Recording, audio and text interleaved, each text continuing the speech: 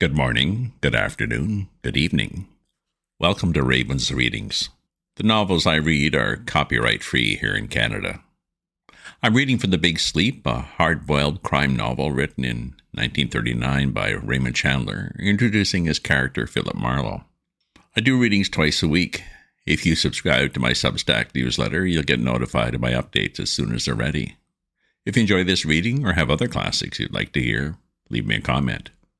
Maybe I'll do some Hemingway or Steinbeck.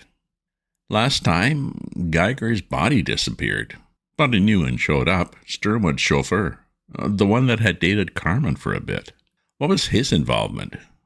Next episode, Marlow will dig into more things and get a new client. Chapter 10.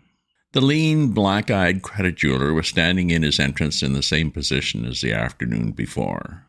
He gave me the same knowing look as I turned in. The store looked just the same. The same lamp glowed on the small desk in the corner, and the same ash blonde in the same black suede-like dress got up from behind it and came towards me with the same tentative smile on her face. "Was it?" she said, and stopped. Her silver nails twitched at her side. There was an overtone of strain in her smile. It wasn't a smile at all. It was a grimace. She just thought it was a smile. "Back again," I chirped airily, and waved a cigarette. "Mr. Geiger in today?" I'm afraid not," she said. No, I'm afraid not. Let me see. You wanted?" I took my dark glasses off and tapped them delicately on the inside of my left wrist. If you can weigh 190 pounds and look like a fairy, I was doing my best. "That was just a stall about those first editions," I whispered. "I have to be careful. I've got something he'll want. Something he's wanted for a long time." The silver fingernails touched the blonde hair over one small jet-buttoned ear. "Oh, a salesman," she said. "Well, you might come in tomorrow. I think he'll be here tomorrow." "Drop the veil," I said. "I'm in the business, too." Her eyes narrowed until they were a faint greenish glitter like a forest pool back in the shadow of trees. Her fingers clawed at her palm. She stared at me and chopped off a breath. "Is he sick? I could go up to the house," I said impatiently. "I haven't got forever." Her throat jammed. I thought she was going to fall on her nose. Her whole body shivered and her face fell apart like a bride's pie crust. She put it together again slowly, as if lifting a great weight by sheer will of power.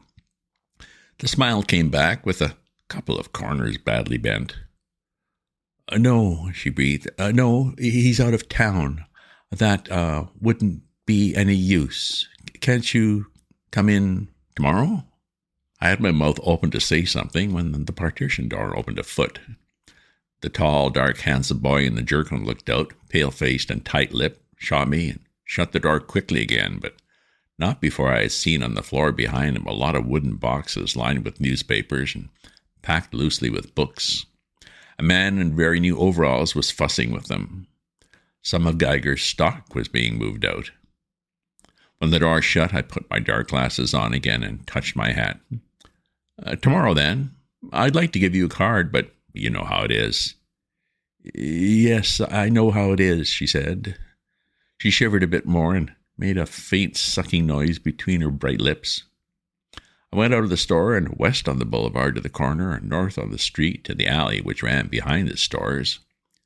A small black truck with wire sides and no lettering on it was backed up to Geiger's place. The man in the very new overalls was just heaving a box up on the tailboard. I went back to the boulevard and along the block next to Geiger's and found a taxi at a fire plug. A fresh-faced kid was reading a horror magazine behind the wheel. I leaned in and showed him $1. "Tail job?" He looked me over. "Cop?" "Private," I said.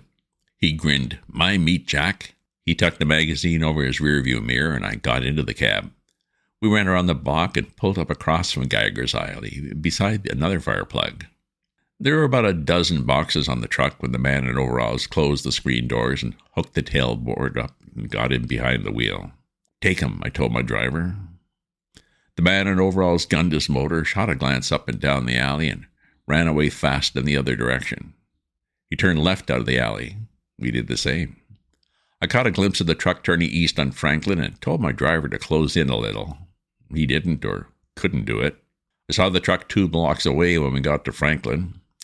We had it in sight to Vine and across Vine and all the way to Western, and we saw it twice after Western. There was a lot of traffic, and the fresh-faced kid tailed too far back. I was telling him about that without mincing words when the truck, now far ahead, turned north again. The street at which it turned was called Brittany Place. When we got to the Brittany Place, the truck had vanished. The fresh-faced kid made comforting sounds at me through the panel, and we went up the hill at 4 miles an hour looking for a truck behind bushes. 2 miles up, Brittany Place swung to the east and met Randall Place at a tongue of land on which there was a white apartment house with its front on Randall and its basement garage opening on Brittany. We were going past that, and the fresh-faced kid was telling me the truck couldn't be far away when I looked through the arched entrance of the garage and saw it back in the dimness with its rear doors open again. We went around to the front of the apartment house, and I got out. There was nobody in the lobby, no switchboard. A wooden desk was pushed back against the wall beside a panel of gilt mailboxes. I looked the names over. A man named Joseph Brody had apartment 405. A man named Joe Brody had received $5,000 from General Sternwood to stop playing with Carmen and find some other little girl to play with. It could be the same Joe Brody. I felt like giving odds on it. I went around an elbow of wall to the foot of tiled stairs and the shaft of the automatic elevator. The top of the elevator was level with the floor. There was a door beside the shaft, lettered garage. I opened it, went down narrow steps to the basement. The automatic elevator was propped open, and the man in new overalls was grunting hard as he stacked heavy boxes in it. I stood beside him and lit a cigarette and watched him. He didn't like my watching him. After a while, I said, "Watch the weight, bud. She's only tested for half a ton." "Where's the stuff going?" "Brody, 405, he grunted. "Manager?" Yeah, looks like a lot of loot." He glared at me with pale, white-rimmed eyes. "Books," he snarled. 100 pounds of book easy, and me with a 75-pound back. "Well, watch the weight," I said. He got into the elevator with 6 boxes and shut the doors. I went back up the steps to the lobby and out to the street, and the cab took me downtown again to my office building. I gave the fresh-faced kid too much money, and he gave me a dog-eared business card, which for once I didn't drop into the Majorca jar of sand beside the elevator bank. I had a room and a half on the 7th floor at the back. The half room was an office split in 2 to make reception rooms. Mine had a name on it, nothing else, and that only on the reception room. I always left this door unlocked in case I had a client, and the client cared to sit down and wait. I had a client. Chapter 11.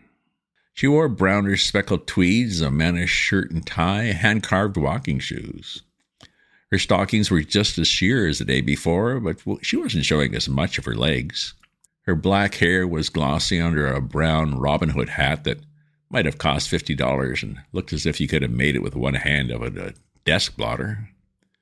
"Well, you do get up," Mrs. Reagan said, wrinkling her nose at the faded red settee, the 2 odd semi-easy chairs, the net curtains that needed laundering, and the boy-sized library table with venerable magazines on it to give the place a professional touch. "I was beginning to think perhaps you worked in bed like Marcel Proust." "Who's he?" I put a cigarette in my mouth and stared at her. She looked a little pale and strained, but she looked like a girl who could function under a strain. "A French writer, a connoisseur in degenerates. You wouldn't know him." "Tut-tut," I said. "Come into my boudoir." She stood up and said, "We didn't get along very well yesterday. Perhaps I was rude." "We were both rude," I said. I unlocked the communicating door and held it for her. We went into the rest of my suite, which contained a rust-red carpet, not very young, 5 green filing cases, 3 of them full of California climate, an advertising calendar showing the quints rolling around on a sky-blue floor in pink dresses with seal-brown hair and sharp black eyes as large as mammoth prunes. There were 3 near-wallet chairs, the usual desk with the usual blotter, pen set, ashtray, and telephone, and the usual squeaky swivel chair behind it. You don't put on much of a front, she said, sitting down at the customer side of the desk. I went over to the mail slot and picked up 6 envelopes, 2 letters, and 4 pieces of advertising matter. I hung my hat on the telephone and sat down. Neither do the Pinkertons, I said. You can't make much money in this trade, if you're honest. If you have a front, you're making money, or expect to. Oh, are you honest? She asked, and opened her bag. She picked a cigarette out of a French enamel case, lit it with a pocket lighter, dropped case and lighter back into the bag, and left the bag open. Painfully, I said. How did you get into this slimy kind of business then?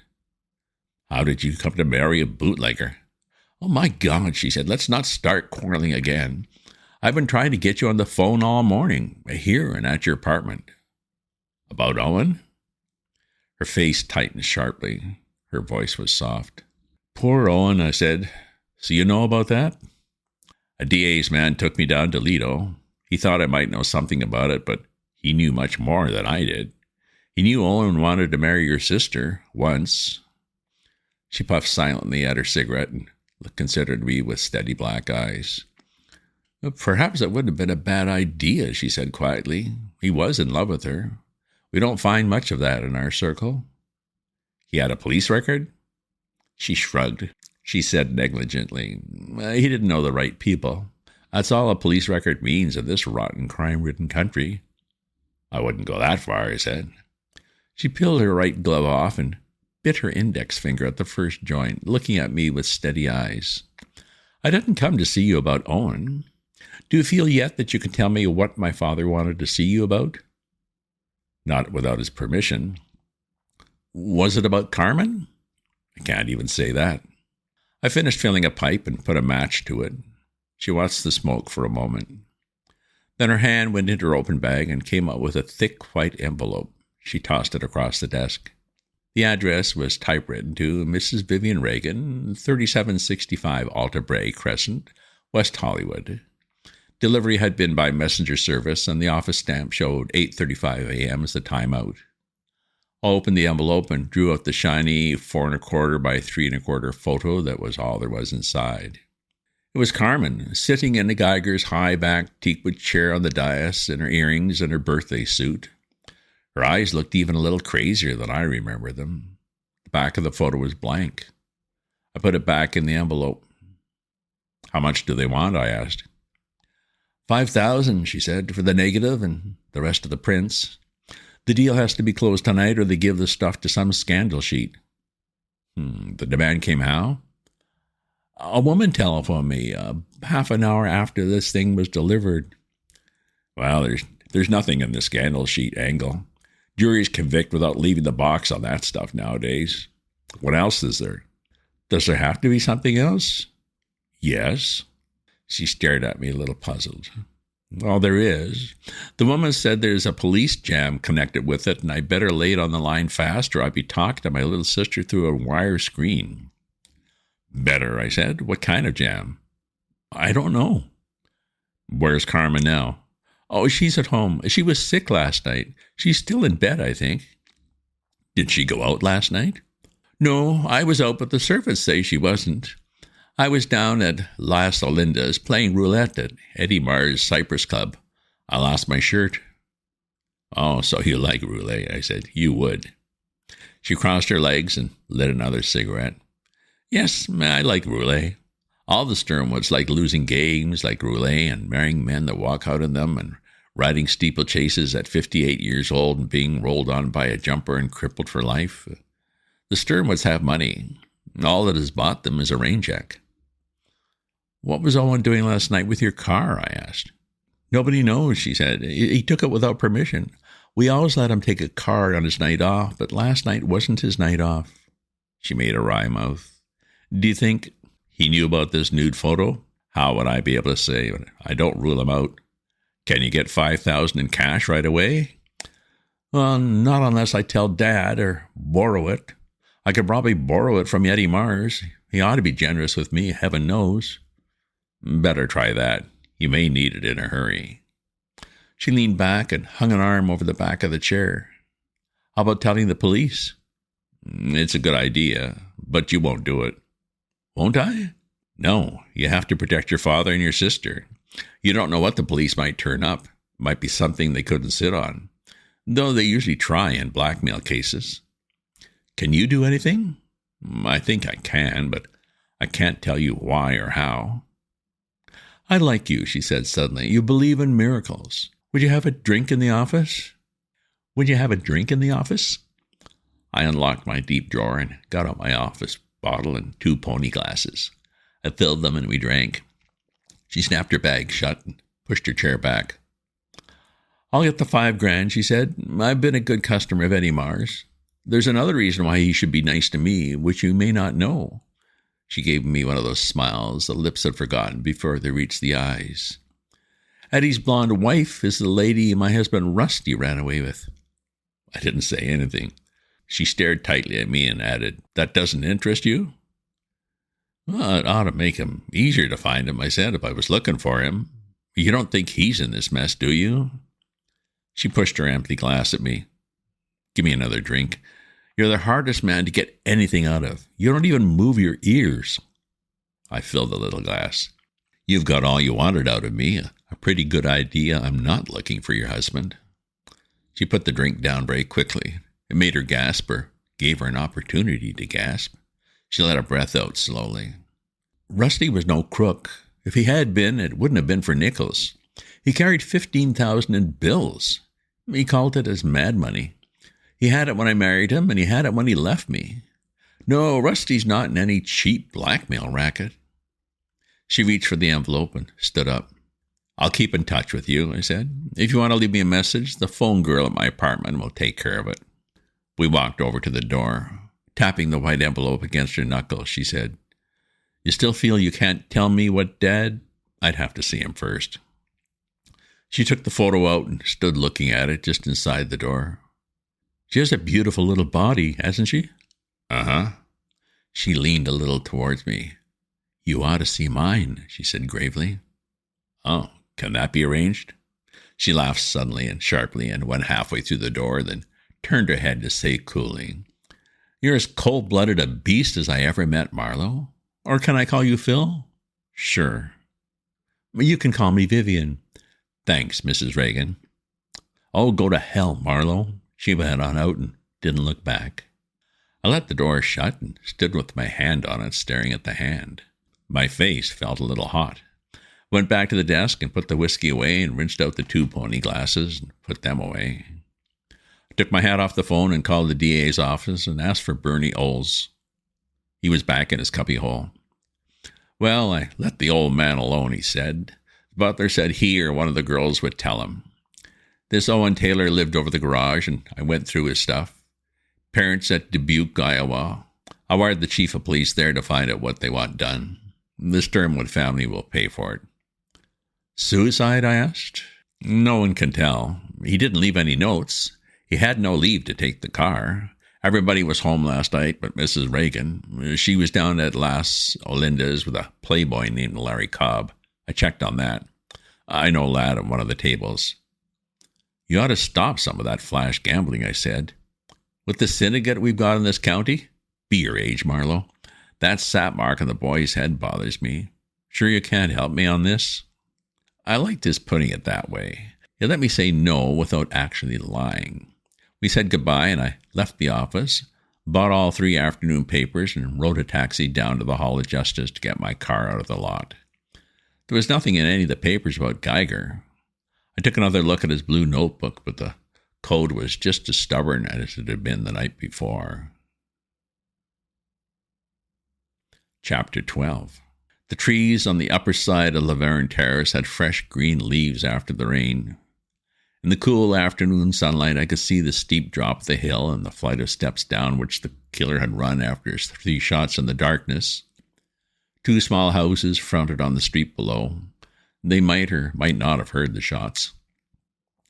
There was no activity in front of Geiger's house or anywhere along the block. The box hedge looked green and peaceful, and the shingles on the roof were still damp. I drove past slowly, gnawing at an idea. I hadn't looked in the garage the night before. Once Geiger's body slipped away, I hadn't really wanted to find it. It would force my hand. But dragging him to the garage in his own car and driving that off into one of the 100-odd lonely canyons around Los Angeles would be a good way to dispose of him for days or even weeks. That supposed two things, a key to his car and two people in the party. It would narrow the sector of search quite a lot, especially as I had his personal keys in my pocket when it happened. I didn't get a chance to look at the garage. The doors were shut and padlocked, and something moved behind the hedge as I drew level. A woman in a green and white check coat and a small button of a hat on soft blonde hair stepped out of the maze and stood looking wild-eyed at my car as if she hadn't heard it come up the hill. Then she turned swiftly and dodged back out of sight. It was Carmen Sternwood, of course. I went on up the street and parked and walked back. In the daylight, it seemed an exposed and dangerous thing to do. I went in through the hedge. She stood there, straight and silent against the locked front door. One hand went slowly up to her teeth, and her teeth bit into her funny thumb. There were purple smears on her eyes, and her face was gnawed white by nerves. She half smiled at me. She said, "Hello," in a thin, brittle voice. What? That tailed off, and she went back to the thumb. "Remember me?" I said. "A doghouse Ronnie, the man that grew too tall? Remember?" She nodded, and a quick, jerky smile played across her face. "Let's go in," I said. "I've got a key. Swell, eh?" What? I pushed her to one side, put the key in the door, and opened it, and pushed her in through it. I shut the door again and stood there sniffing. The place was horrible by daylight.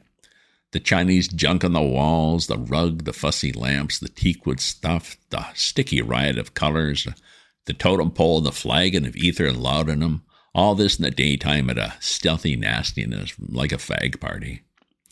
The girl and I stood looking at each other. She tried to keep a cute little smile on her face, but her face was too tired to be bothered. It kept going blank on her. The smile would wash off like water off sand, and her pale skin had a harsh, granular texture under the stunned and stupid blankness of her eyes. A whitish tongue licked at the corners of her mouth. A pretty, spoiled, and not very bright little girl who had gone very, very wrong, and nobody was doing anything about it. To hell with the rich. They made me sick. I rolled a cigarette in my fingers and pushed some books out of the way and sat at the end of the black desk. I lit my cigarette, puffed a plume of smoke, and watched the thumb and tooth act for a while in silence. Carmen stood in front of me like a bad girl in the principal's office. "What are you doing here?" I asked her finally. She picked at the cloth of her coat and didn't answer. "How much do you remember of last night?" She answered that with a foxy glitter rising at the back of her eyes. "Oh, remember what? I was sick last night. I was home." Her voice was a cautious, throaty sound that just reached my ears. "Like hell you were." Her eyes flicked up and down very swiftly. "Before you went home," I said. "Before I took you home. Here. In that chair," I pointed to it, "on that orange shawl. You remember all right." A slow flush crept up her throat. That was something. She could blush. A glint of white showed under the clogged gray irises. She chewed hard on her thumb. "You were the one?" she breathed. "Me? How much of it stays with you?" She said vaguely, "Are you the police?" "No, I'm a friend of your father's." "You're not the police?" "No." She let out a thin sigh. What do you want?" "Who killed him?" Her shoulders jerked, but nothing more moved in her face. Who else knows?" "About Geiger? I don't know. Not the police, or they'd be camping here. Maybe Joe Brody?" It was a stab in the dark, but it got a yelp out of her. "Oh, Joe Brody, him!" Then we were both silent. I dragged on my cigarette, and she ate her thumb. Don't get clever, for God's sake," I urged her. "This is a spot for a little old-fashioned simplicity. Did Brody kill him?" "Kill who?" "Oh, Christ," I said. She looked hurt. Her chin came down an inch. "Yes," she said solemnly, "Joe did it." "Why?" "I don't know." She shook her head, persuading herself that She didn't know. Seen much of him lately? Her hands went down and made small white knots. Just once or twice. I hate him. Then you know where he lives? Yes. And you don't like him anymore? Well, I hate him. Well, then you'd like him for the spot. A little blank again. I was going too fast for her. It was hard not to. Are you willing to tell the police it was Joe Brody? I probed. Sudden panic flamed all over her face. If I can kill the nude photo angle, of course, I added soothingly. She giggled. That gave me a nasty feeling. If she had screeched or wept or even nosedived to the floor in a dead faint, that would have been all right. She just giggled. It was suddenly a lot of fun. She had had her photo taken as Isis, and somebody had swiped it, and somebody had bumped Geiger off in front of her, and she was drunker than a Legion convention, and it's suddenly a whole lot of clean fun. So she giggled. Very cute. The giggles got louder and ran around the corners of the room like rats behind the wainscoting. And she started to go hysterical. I slid off the desk and stepped up close to her and gave her a smack on the side of the face. Just like last night, I said. We're a scream together. Riley and Sternwood, two stooges in search of a comedian. The giggles stopped dead, but didn't mind the slap any more than last night. Probably all her boyfriends got around to slapping her sooner or later. I could understand how they might. I sat down on the end of the black desk again. Your name isn't Riley, she said seriously. It's Philip Marlow. You're a private detective. Aviv told me. She showed me your card. She smoothed the cheek I had slapped. She smiled at me as if I was nice to be with. Well, you do remember, I said. And you came back to look for that photo and you couldn't get into the house, didn't you? Her chin ducked down and up, and she worked a smile. I was having the eye put on me. I was being brought into camp. I was going to yell yippee in a moment and ask her to go to Yuma. The photo's gone, I said. I looked last night before I took you home. Probably Brody took it with him. You're not kidding me about Brody? She shook her head earnestly. It's a pushover, I said. You don't have to give it another thought. Don't tell a soul you were here last night or today. Not even Vivian. Just forget you were here. Leave it to Riley.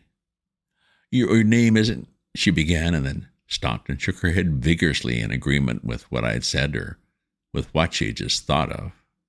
Her eyes became narrow and almost black and as shallow as enamel on a cafeteria tray. She had had an idea. I have to go home now, she said, as if we'd been having a cup of tea. Sure, I said. I didn't move. She gave me another cute glance and went on towards the front door. She had her hand on the knob when we both heard a car coming. She looked at me with questions in her eyes. I shrugged. The car stopped right in front of the house. Terror twisted her face. There were steps and the bell rang. Carmen stared back at me over her shoulder, her hand clutching the doorknob, almost drooling with fear. The bell kept on ringing. Then the ringing stopped. A key tickled at the door, and Carmen jumped away from it and stood frozen. The door swung open. A man stepped through it briskly and stopped dead, staring at us quietly with complete composure. End of chapter. Well, Joe Brody, a former blackmailer, is definitely involved. Was he Geiger's protection? Mrs. Reagan hires Marlow too, but is it for Carmen and her to track down her ex-Rusty? And how involved is Carmen in all this? She does show up at the scene of the crime, of course, as does the surprise visitor. Is it the mysterious Mr. Reagan? In the next episode, Marlow keeps pulling at clues and meets some more characters. With guns, of course. If you subscribe to my newsletter, you'll get notified of my updates as soon as they're ready. If you enjoy this reading or have other classics you'd like to hear, leave me a comment. Check out my other posts on my Substack at ravensview.substack.com, and remember to share this with your friends. Ta-ta for now.